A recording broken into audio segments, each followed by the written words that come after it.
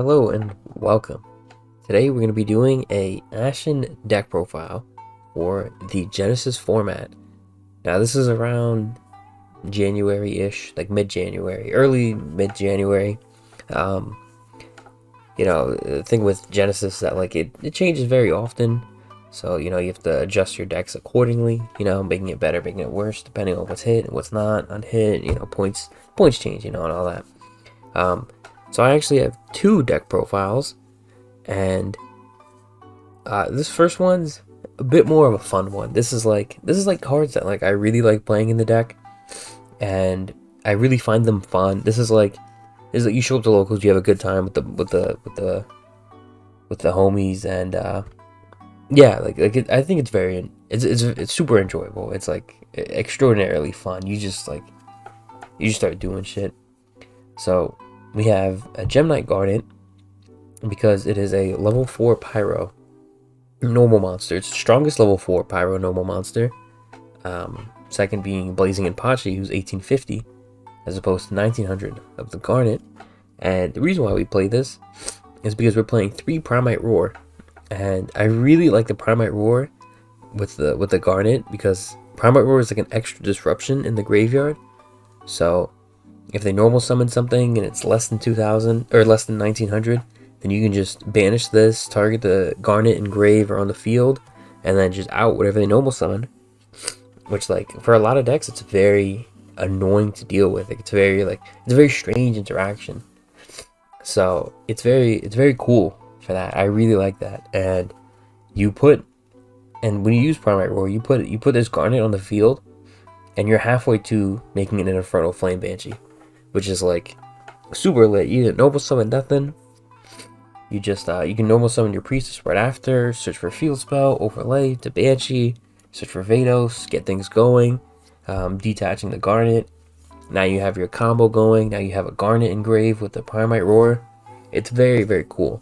It's also another Pyro for Shaman to shuffle back. It's a Pyro for Emperor to banish the summon if things get to that point. It just adds so much to the deck. It's really cool. The only reason I used to play Blazing Inpachi, the only reason I used to do that is because he was a fire, and I used to play the Promethean Princess. But obviously, there's no Promethean Princess, so there's no point. There's really no difference. The reason why it has to be a Pyro is that Awakening of Vados locks you into Pyros from the deck as well. So you don't want to get caught up in a weird you have Primite Roar, but you can't use it because you drew it during the end phase, and you have Awakening of Vados activated or whatever. In case anything happens, you don't want to get caught up in that. So yeah, that's the Primite engine. It's really cool. And obviously, Primite Roar is also a quick play spell. It's also not once per turn. The summon is once per turn, but the effect engrave is not once per turn. You can banish 2 of them, and if they have 2 monsters, you can banish both of them, as long as they're less than 19.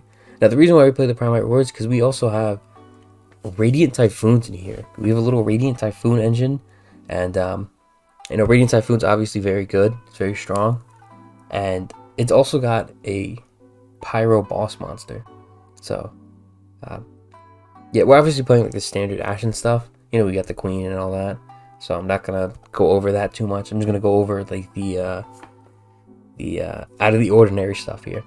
So we have Radiant Typhoon Phonix, the Great Flame, who's a level 9 Wind Pyro. The wind aspect doesn't mean much of anything. Unfortunately, it's not a light or a dark, so there's no synergy with chaotic elements with it. But it is a Pyro, so it's something. Technically speaking, you can add back. You can add it off of Extinguishing the Ashen. If it's in the grave, you don't really want to do that. But you can search it out with Infernal Flame Banshee. You can discard it for your Radiant Typhoon Vision. And we have a couple of quick plays in the Ashen deck. We have 3 Awakening of Vados, which can trigger it to summon from the hand.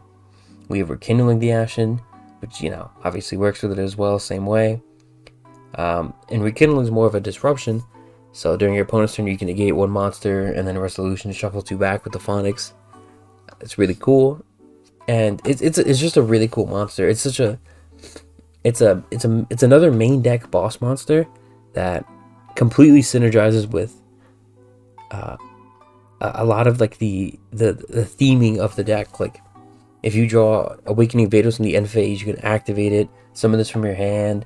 If you have like another random set quick play, you can activate it. You can activate, even if you have monsters in the field, you can activate Primite Roar just to trigger this, and then just send it Primite Roar to grave, and then have it as like an extra disruption if you already have the Garnet.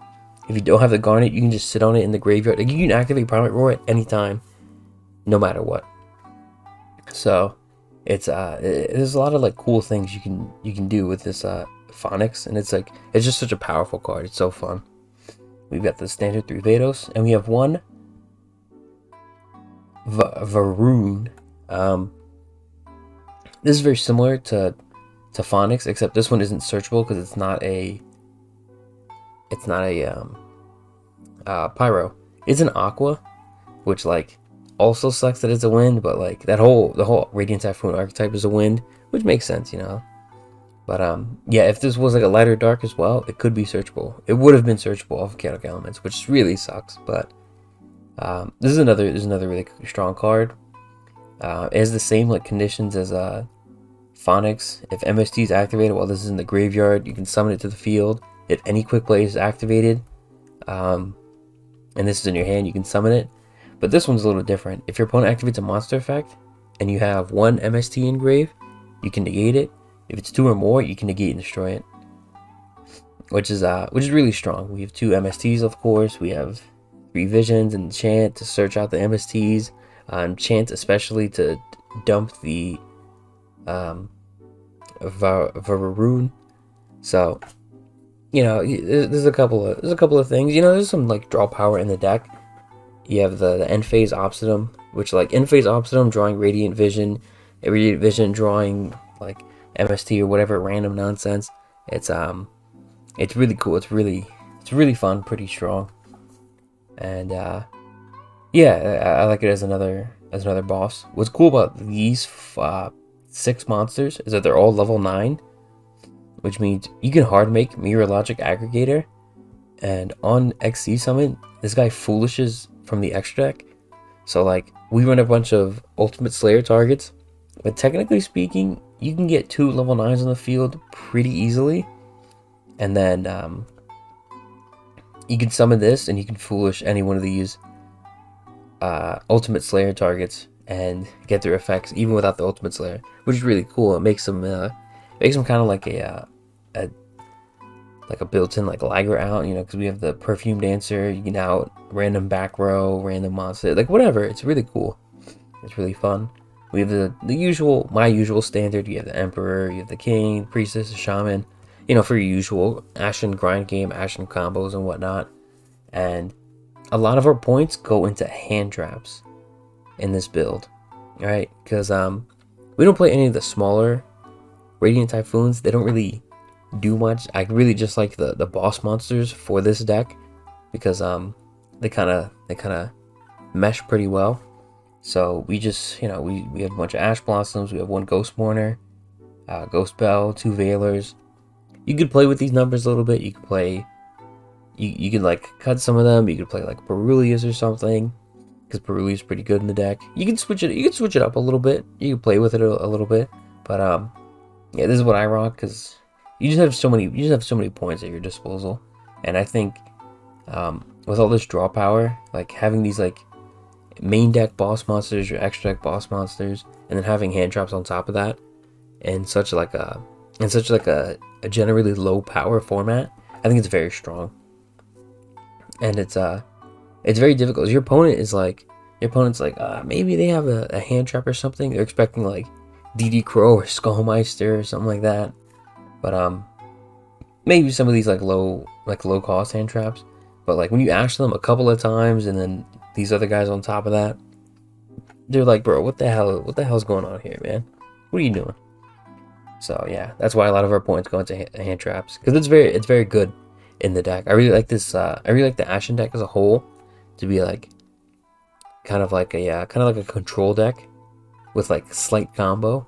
So like, you know, you do your slight combo, and then, you know, the combo is like, it's not the hardest thing to play through, but the hand traps on top of your combo, because you have your board wipe, you have your back row wipe, you have Vados fusion, which is hard to out, and you have his pop on top of that, and then you sit on like 2 hand traps on top of that, then it's really hard for them to get going with a good amount of decks, because they just like playing through several hand traps, and then you have your follow up, you have your Obsidian face up, and you're like drawing in the end phase, drawing it to other hand traps, drawing it to follow up, and then just like needing like, once you have things going, you're needing like 1 or 2 cards to like either have like good follow up or like a good OTK. It's like really strong. It's really fun. Even just drawing some dumb shit like MST, like on your following turn, like drawing MST and then like MSTing your own field spell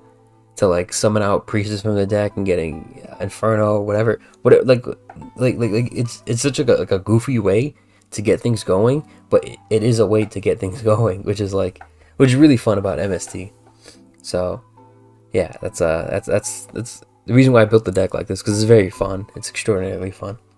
We only play 1 Chaotic Elements because like the deck's like super tight, it's super packed, and there's really only 2 targets for Chaotic Elements in this deck, and that's Vados and Queen. Like you could add King, but like that's like you're fooling around too much if you're adding King. And there's other searchers. We have Extinguishing and all that. So, and then we have Infernal Flame Banshee. So I feel like, sometimes you like seeing it, sometimes it's like whatever. It's just like a power one of, like it does so much when you see it, but that's usually on like the follow up turns. When you use it, when you're going first and you see it, it's just a search card that plays into draw, and it's not as insane. So yeah, it's better like turn like your follow up turn, because you have like the setup and everything. You have the powers engraved, you can steal something. That's what makes it good. So I feel like 1 in this build is perfectly fine because there's not that many crazy targets. And then the regular 2 Extinguishing for our, it's searchable. It's searchable for our first combo, and it's great follow up. Like if you pop Obsidian on your opponent's turn, you summon Priestess from the deck. I feel like searching Extinguishing is like one of the best follow up cards, because you get like another Vados, you can fuse, you can get Embers, get a field spell back, depending on what's going on, what you have. It's just a great follow up card. 2 MSTs and 2 Radiant Typhoon Visions. Typhoon Visions is just like during the draw phase, you should draw 2, and if you see a second one, you can just add MST and then discard that, and like if you have like an extra MST, you can pop the vision, set it back, and then draw next turn. Like there's so many cool things you can do with the MST. I absolutely love the Radiant Typhoon archetype. It's so cool. It's such a like interesting play style. It's built around such a cool card. MST has like some of the prettiest like rarity, like in different rarities. It looks so nice in so many different rarities. So I really like that they made this card so playable in this deck, and they made it so cool. It's built around. It's such a cool legacy card because it's always like solid. Like yeah, it's power crept by like Cosmic Cyclone, but like it's so like irrelevant because it's still like pretty damn good. But what's it called? Yeah. So yeah, this is mainly like for like the draws, and Genesys is such a slower format where like every time you go into a Genesys duel, they always have like back row set because there's not many like crazy things to take it out.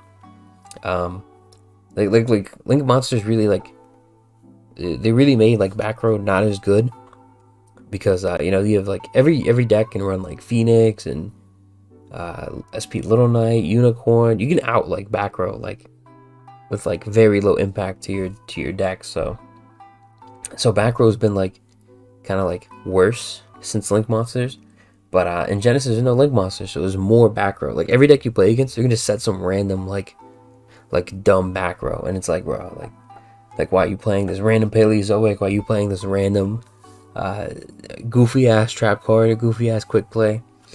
And just hard drawing an MST and just getting rid of a back row before you play. It's like it's a go format all over again, man. It's like it's really strong. It's actually quite good, because they might have one. I mean, they usually have one. They might have 2, and it's like bro, it's Genesis. It literally could be anything. So you know, being able to just pop the back row. It's really neat. I think the deck appreciates that because there's not many like if they like randomly stop Vados, it's like damn bro, like I can't pop the field spell now. I can't get the continuous trap to fuse. So being able to clear out stuff like that and potentially go off because of it with these guys is like it's pretty damn lit. And then the vision to draw, it's cool because like sometimes you open 2 Awakening of Vados. You could have one as like, you could keep one as like follow up. So like during your opponent's turn, you can activate it and like do everything all over again. Or you can pitch it for Radiant Typhoon Vision to draw 2, maybe draw some extra hand traps. You can even, if you've seen everything with Priestess already, you can add Rekindling and then just discard it off of Vision, which is like pretty damn neat. I like that. And yeah, if you open up 2 of these, like I said before, you can just search MST and get that into rotation for your Vararoon. So yeah, it's really neat. And we're playing, yeah, like I said, the 3 Awakening, the 1 Rekindling, usual Ashen stuff.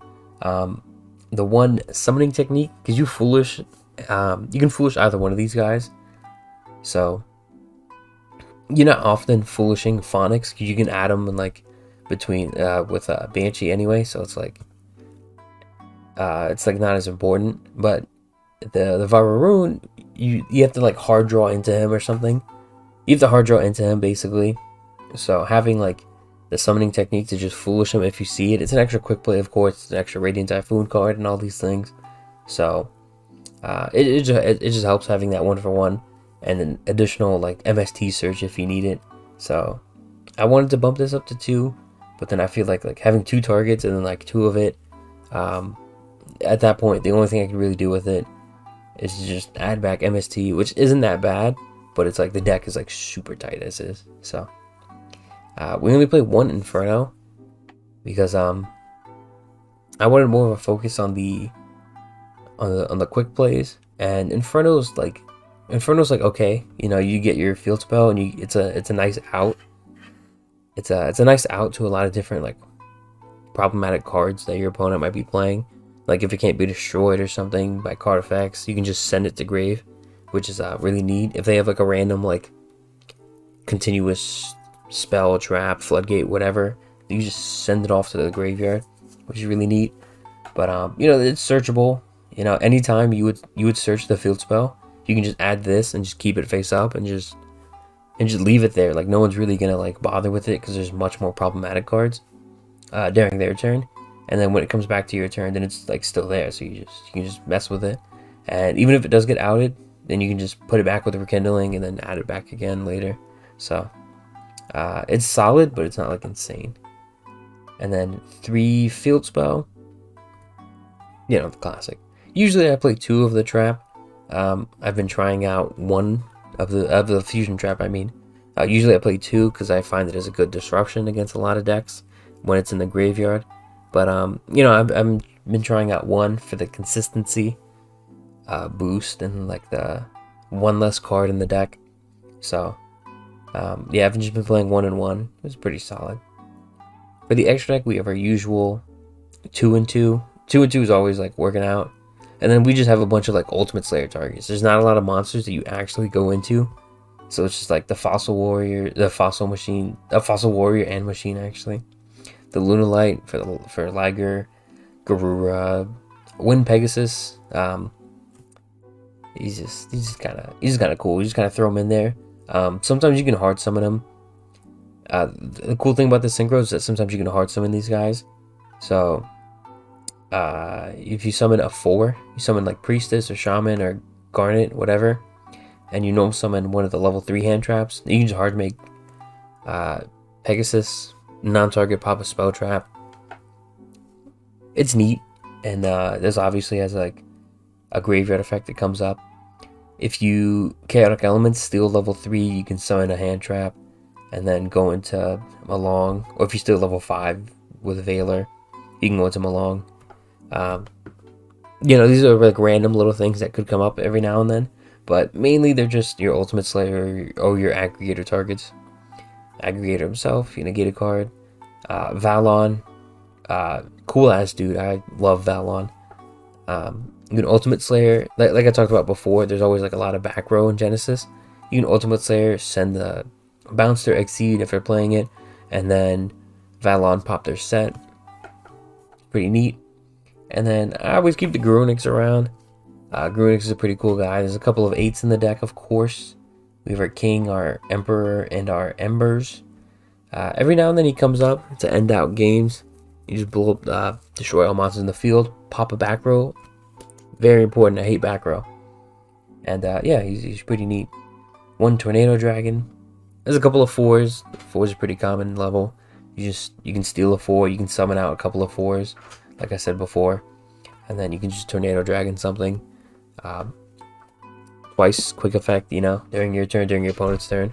It's neat. It's neat. It comes up every now and then. You can Tornado Dragon your own Obsidian as well, which is you like never really have to do that, but if you did want to do it like during your opponent's like end phase, you can pop your own Obsidian, summon Priestess, search for your follow-up that you need.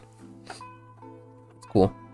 And a good majority of our points, unfortunately, have to go towards Infernal Flame Banshee, because they made it cost so much because of other problematic cards, and it really sucks. Because Banshee's not like... Banshee is kind of insane, like searching out any Pyro. I fear the day this card gets banned. It's a huge hit for us if this card gets banned, because we lose out on so much. We lose out on so much extension and side combos. It's like it's rough. Like being unfortunately adding or foolishing any Pyro in the game. There just happens to be so many good Pyros that are like starters. You can search out the X, you can search out Poplar just generically, and it's like, damn, bro. But fortunately 33 is a lot better than some of the insane numbers that other things get. 33 is not like the end of the world. It's just a lot. It's just a lot you have to pour into that could have been used for other cool main deck shenanigans. Like we unfortunately can't play like set rotation or terraforming. Chicken game we could play, but I feel like chicken game just doesn't like in this build of the deck. I feel like it's not as like good. Like you could chicken game and then draw and then pop it off of MST and get things going. But it's so strange, and like having just one chicken game with no terraforming and no set rotation. It's like, bro, what are you doing? And if you have 2 chicken games and it's 14 points with your 33 point set rotation, and then it's like you have to cut out so many things to get it going. But yeah, like we could have had that kind of discussion of like getting that stuff going, because it is very good. It is very strong. It's very cool. Chicken game is also cool with like Queen, because you can pop it and then add a back draw or whatever. But like I said, like getting the points for it, and like you can't run all that and Banshee and get some other good non-engine going. But if Banshee was a little bit less, then maybe we could work out the chicken games and the set rotations and whatnot. But unfortunately no. But she is I think she's very necessary. I think she's too necessary to cut. Searching out Emperor to help you OTK, searching out Phonics for a discard of a Radiant Typhoon Vision. All these things are like very useful. Searching out Queen randomly or Vados for your combo. It's very necessary. So that's it for this first deck profile. Don't mind the side deck that much. This is just like a bunch of random free generic shit. I didn't put like insane thought into my side deck. These are just like generically just pretty good stuff. Oh, actually, Spearhead in the side deck is like, I think it's pretty big. I wouldn't main deck Spearhead, because I don't think he's useful in like into every matchup. I don't think he's useful going first either. But if you play against the deck and you see like, oh shit, they're playing this deck and it has this monster, it's kind of hard to out. And you have Spearhead, which is like a pretty damn good out to like a lot of monsters. A lot of cards in general, actually, because you can bounce anything. But like mainly just monsters. Like if they summon just like Just like a random big ass monster, like the ice barrier, like Lancia dude. You can normal summon this, bounce it, and then like you don't have to worry about it anymore. There's no summoning floodgates or anything. You know, like a detonator, you could bounce with this. Like there's a lot of random like boss monsters. You can just bounce and then just like that's it. Like you don't have to worry about them at all. Done for. So, but everything else is like whatever. You can play whatever, whenever. But yeah, this guy is like what you want to do. You definitely want to have one of these. Unfortunately, Hero has no place. I can't think of a reason to play him. I can't think of a use for him. Unfortunately, he's just not that good. But yeah, this is it for the first deck profile. And like I said, this isn't like a crazy competitive deck profile or anything, but it's a fun deck profile, you know, to like randomly climb a ladder with, to play against your friends who don't have. If everyone's playing pet decks, this is like a blast alongside everyone. So, but I do have a more competitive one. I'm going to get right into that one. All right, jumping back in, we have our second Genesys deck, and this one's a bit more on the serious side, I guess you would say. There's not a lot of goofing around. This is just like a super pure build with just a ton of hand traps. All the points are just hand traps, and it's just straight engine, just all Ashen cards, Ashen liked cards, and one branded regain. So, you know, we have our usual queen. It's our end board piece. It's a mini deep fissure for the field. Only for our opponent's monsters, very good. Our usual 3 Vados for our combo. Our 1 Volcanic Emperor as follow-up extender and all that usual jazz. Our 1 King for our combo, and I opted for 1 hero because there's so many there's so many miscellaneous things you see out there, and since this build is super pure already, I feel like having just like a searchable, decently strong monster 2600 isn't like insane, but it's a lot bigger than every other monster that we can put on our field pretty easily. So having just like a searchable 2600 monster that can also pop something during either main phase, as long as it's a pyro, as you know, in case things go wrong with the Vados, you can hero to board wipe with the Vados, get the field spell, you know, follow up and all that. And he's also pretty cool on our turn because you activate opposite him, you summon the hero, you can likely attack over something, and then main phase 2 you can pop something else since all their monsters are pyro now. Usually he's kind of bricky. He's like a backup option, or he's good as like an extra thing going on, but if you're already having trouble getting things going, he's not going to help at all in the slightest. So he's a little iffy because of that, but I think in this build he's pretty strong. He's not pretty strong, I think he's pretty helpful. I think he's very helpful. He comes up as just, you know, as extra search target for elements or extinguishing, just to outboard, just to like, not outboards, but like, I mean, sometimes you could outboards actually. Like turn 1, like you don't really have like a way of getting rid of Vados, so like you can summon Vados to your opponent's field, and then summon hero, and then just pop the Vados, and then, you know, everything's cleared away right there.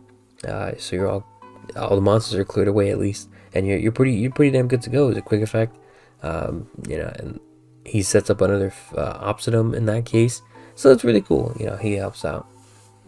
We have our 1 Shaman for the grind game, you know, shuffle things back, add another opposite him. We have our 3 Priestess, of course, the best to ever do it. And then we have two of like a bunch of like generically strong hand traps. They obviously rank from usefulness differently amongst each other.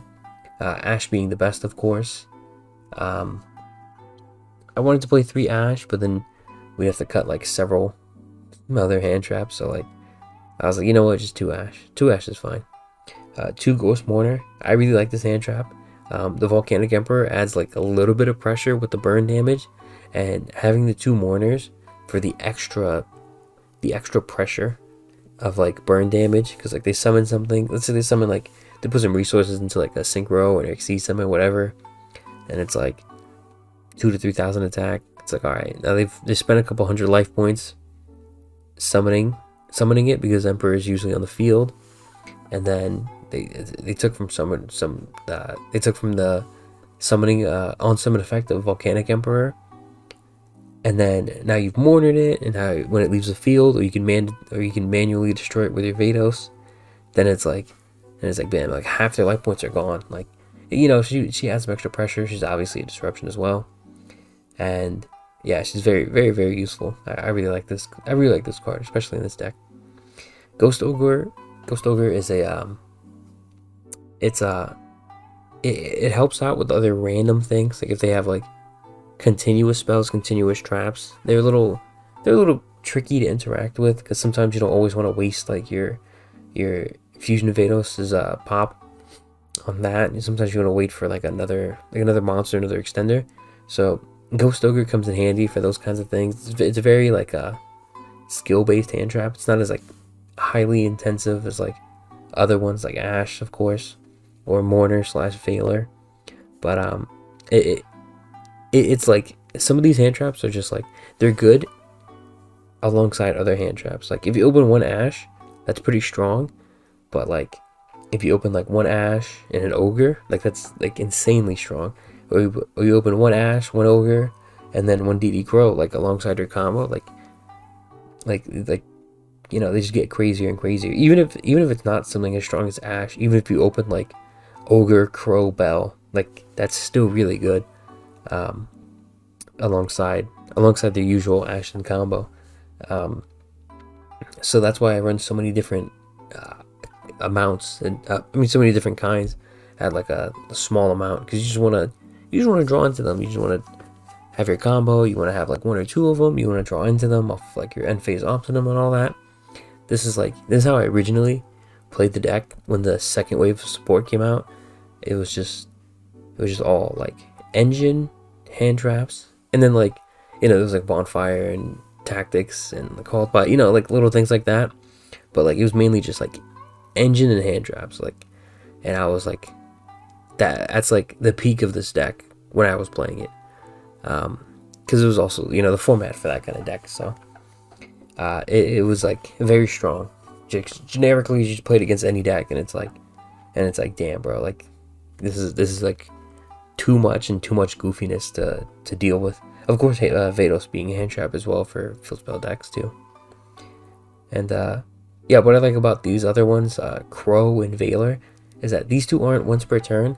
So if you draw multiples of those, then it's fine, especially if they're useful in that matchup.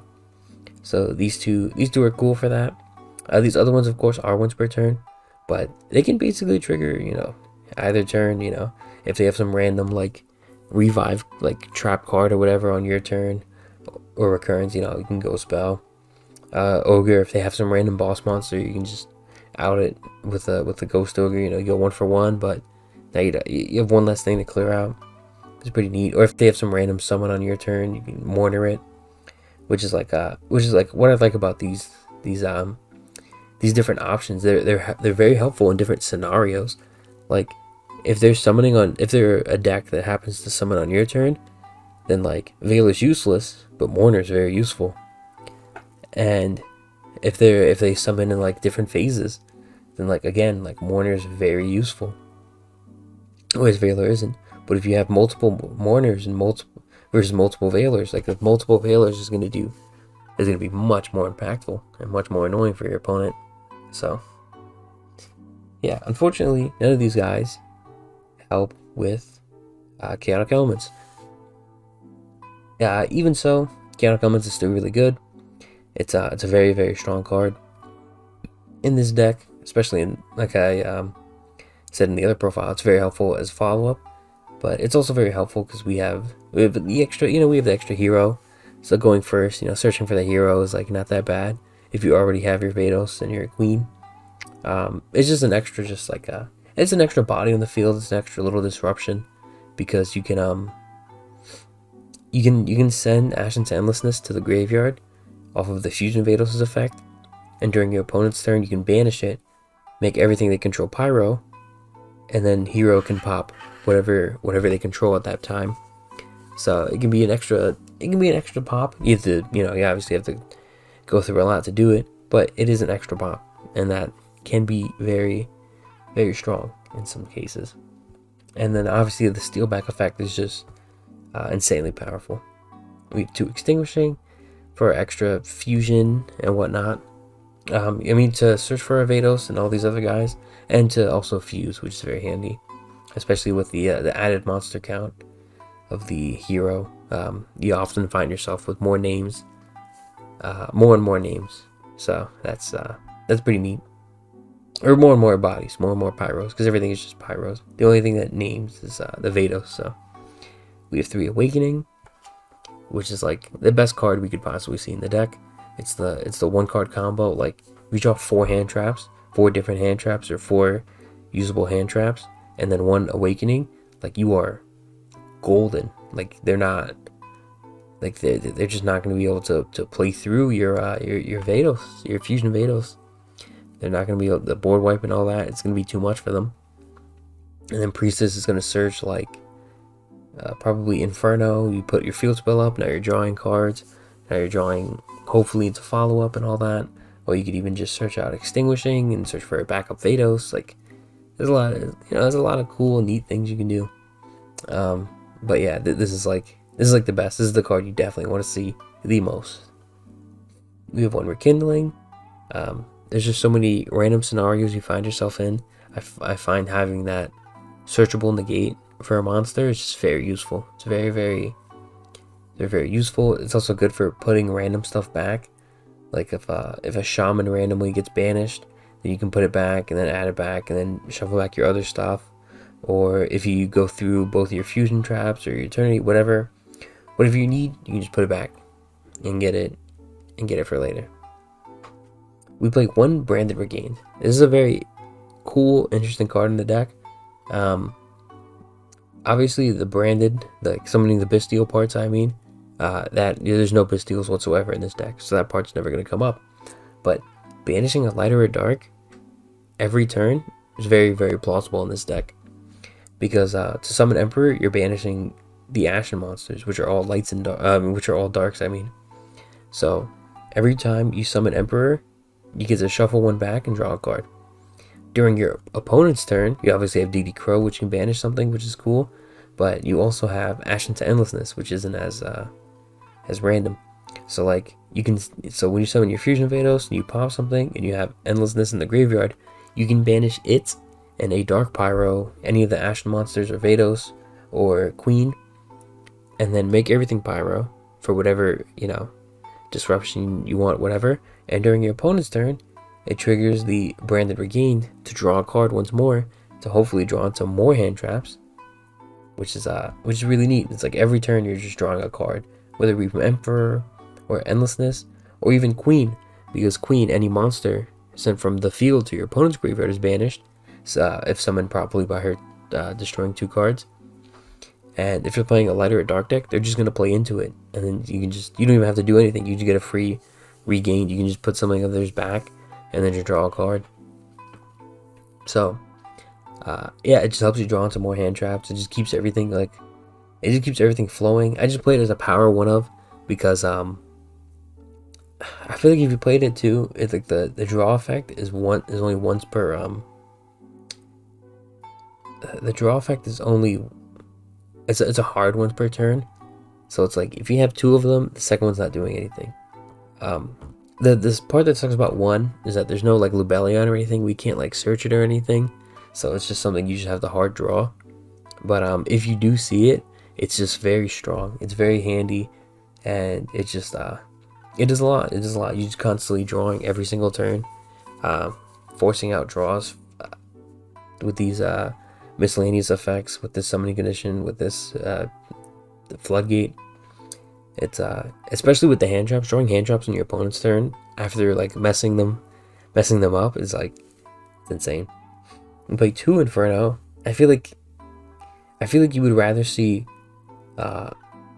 elements and extinguishing rather than more copies of the field spell. I feel like the monsters are just more important, and these spells just do more for you generically speaking, that I feel like less, a little, you can go a little less on the Inferno, because you're always getting Obsidian through something, especially these like random monster effects that like can help you get Obsidian. So I feel like Inferno, I feel like opening Inferno and Obsidian is like the worst feeling, but opening like elements and extinguishing, like it's pretty bad as well, but it's not as bad, because it's like, all right, if they're playing a field spell deck, then Vados is gonna do something. You get elements, you can grab Queen, because if you do draw into like anything, or if you randomly drew into like Regained or something, then it's like, all right, fuck it, you can just pop it and then just get some other stuff going. But yeah, I just feel like less of the Inferno. It is good though. It is very good, being able to out random things. But yeah, I feel like 2's fine. 2's like a decent number. You want to hard draw it sometimes. Most cases, if you were to search Obsidian, you can just search for it, and then just place the Obsidian, and you just have this extra card in the field, so it doesn't really matter. And obviously having 2 Infernos is like, it's like, all right, well, I guess I have 2 Infernos now. I guess, you're definitely gonna send one off of the Fusion Vados, but I just feel like it's not as like as handy. It's very good for Queen, but yeah, other than that, it's like it's just like, after playing with it so much, it's just like, okay, it's not as like insane. 3 field spells, of course. 2 fusion traps, because this is an insanely pure build. We can cycle through them pretty quickly. We can, send them to grave, pop them, whatever. And then, having just an extra one is like pretty handy. 1 Eternity is like eternally a 1-of. Unfortunately, it's really good follow-up, and it's really cool to like take a monster back. But other than that, it's not like too insane. If you already have the fusion trap, setting the Eternity is really fun. But that's mainly why we have it. It's just like a backup set off of the Vados, and its follow-up effect. Its effect to add back Vados or Priestess or whatever for the additional follow-up. It's really cool. It's really handy, but like, it's a little weird. I feel like sometimes I add back Priestess and I draw into Priestess. Sometimes I add back Vados and I draw into Vados, and it's like, damn, like I couldn't really wait, because now if I waited until the next turn to see what I draw, then like the random like back row removal that they set would have like gotten rid of it or whatever. So it's like, yeah, it's a little iffy, but it's still decent, especially since it's like such a pure build. Like you can put King on their field with Inferno, and then take it back, and then put a Vados on their field, and then summon from the deck, and then go into like rank 4 or something, or have just like extra bodies for a fusion. Like there's definitely cool aspects of it. It's not only just take back Vados and lower their attack. There's cool things you can put on their field and then take it back. Or if they just like are playing a deck that just steals monsters, you can just take it back, and then it like messes up their flow. So it's decent. Next for our extra deck, it's the same. It's basically, I think it's exactly the same as the other extra deck. So there's no like change of reasoning here. It's just the same. This side deck's mostly the same. I put in 2 shared rides. This is mostly like going second stuff, but I put in 2 shared rides because it's like these hand traps generically are pretty good into most matchups, but I decided these to go first because whatever's the worst hand trap for the matchup, you just take it out, and more likely than not, shared ride's going to be pretty decent in that matchup. And so you just you do your combo, you set it, and then yeah, what's it called? And then whatever they add, you just draw into more hand traps, and then can't really do much. 3 shared rides would be cool, but it's not really have the room. Like you can get Spearhead, but I feel like just siding the Spearhead is like very handy for a lot for a lot of situations. So, but yeah, that's gonna be it for these Ashen deck profiles. Obviously, the second one I think is much better, even though it's 99 points. Other than that, I think I think this one's a lot better. Just like competitively speaking, it's not like the other one's like technically better because it has like a higher ceiling, but this one's like less bricky. I feel like this one's a lot more straightforward. There's not a lot of like goofy random things happening. The other deck has like a lot of moving parts, and like, you know, a couple of things have to hit for things to go very well. But this one's like, it's very straightforward, very simple, and it's just a matter of like knowing how to use your stuff. You know, knowing how to use your hand traps, knowing when to fuse and what to pop. That's basically this one's a lot more skill intensive, I guess you could say, because the other one has it just has a bit more blowout to it. But yeah, let me know what you guys think. Let me know if you guys like these decks. Let me know which one you like more, and you know, try them out. Give them a whirl if you're interested in the Ashen deck. And thank you guys for watching. If you made it this far, you know, like, comment, subscribe. That really helps out. And take care.